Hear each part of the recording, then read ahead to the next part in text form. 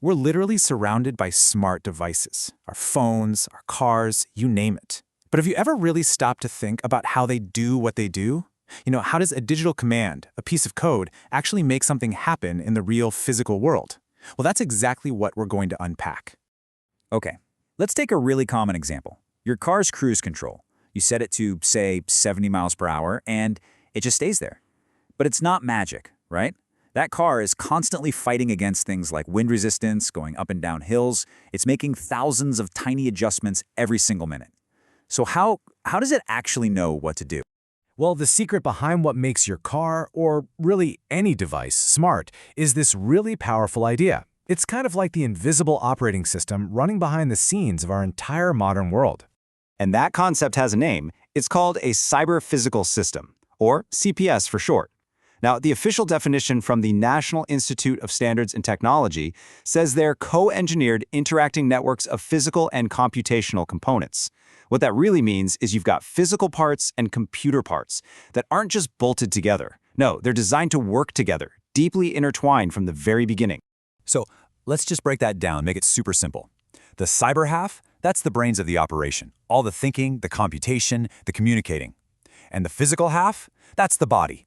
It uses sensors to, feel the world around it, and these things called actuators to actually do something in the world. It really is like a digital brain controlling a physical body. And what's crazy is how new this all is. I mean, the term itself was only coined back in 2006. Yeah, 2006, by Helen Gill at the National Science Foundation. So we're not talking about some old, dusty concept. This is the absolute cutting edge, and it's shaping our world as we speak. Okay, so we've got this brain and body combo. How does it actually function? Well, at the heart of every single cyber-physical system, there's a simple but incredibly powerful loop that just runs over and over and over again. So this diagram here, it shows you the whole shebang. The system senses something in the physical world, shoots that data over to the cyber world to get crunched, and then the cyber world sends a command back out to the physical world to make something happen. It's like a constant conversation. Let's make this real and walk through it with our cruise control example. Okay, step 1, sense. The system has to get information from the real world. In our car, there's a sensor on the wheel, and its only job is to constantly measure how fast that wheel is spinning. That's it. It's the system's eyes and ears, just collecting that raw data. Step 2, think. So that raw speed data gets zapped over to a processor, the cyberbrain we talked about. The car's computer takes that number and compares it to the speed you punched in, that's 70 miles per hour. And it's basically asking one simple question. Are we going too fast, too slow, or are we spot on? And that brings us to the final step, act. Based on the answer to that question, the system sends a command to an actuator. So if the car is only doing, say, 68, the computer tells the throttle to open up a bit more, give the engine a little more juice, and get that speed back up to 70. And that's the loop. Sense, think, act. It happens again and again and again, hundreds, maybe thousands of times a second. Now, I know what you might be thinking. Hold on. Isn't this just a computer inside a machine? Like the chip in my digital watch? And you're not wrong. That's called an embedded system, and it's a really similar idea. But a CPS is a huge leap forward. It's like the next evolution. And the real difference comes down to scale and complexity. Yeah, this table here lays it out perfectly. An embedded system, that's usually one little computer and one device, right? Think about the chip running your microwave. But a CPS, that's a whole network of these things all working together. Just think about a modern car.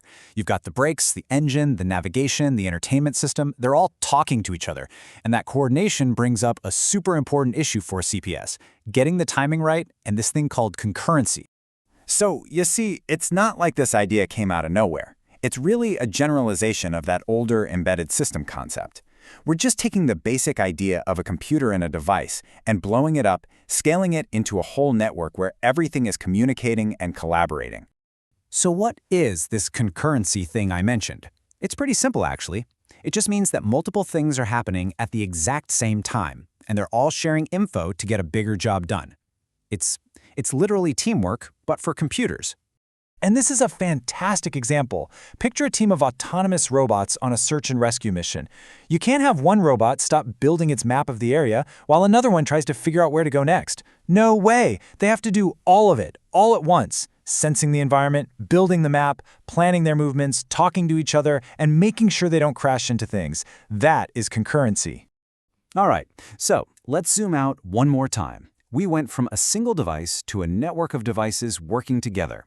So what happens when you connect all of those networks together, all across the globe? Well, you get something I'm pretty sure you've heard of, the Internet of Things. And the Internet of Things, or IoT, is really just that, a massive, planet-wide network of all these connected physical objects. It's the reason your smart thermostat can talk to the power grid, or how your fitness tracker can sync up with your phone, which then syncs up with your doctor's office. It's all connected. So here's a really easy way to keep it all straight. Think of it like this. One single smart device? That's an embedded system. A bunch of those devices working together as a team, like in your car, that's a cyber-physical system, or a CPS. And the giant global network that connects all of those systems together, that's the IoT. Here's an even better analogy. If the IoT is a huge city, then cyber-physical systems are the critical infrastructure, the power plants, the traffic control systems, the water treatment facilities, all the things that make the city actually work. And look, getting a handle on this stuff isn't just for, academic interest. This concept is fundamentally changing our world. It's literally building the foundation for what comes next. So why does this matter to you? Because CPS are already the backbone of things we rely on every single day. Our power grid, our water systems, transportation, they're all run by these systems. They're enabling all the smart services we're starting to see, and they're going to touch pretty much every part of our lives, from healthcare to how we build things. It's a massive deal. So that kind of leaves us with one last question to chew on. We've got smart cars, smart homes, smart factories. We see this merger of the digital and physical worlds happening all around us.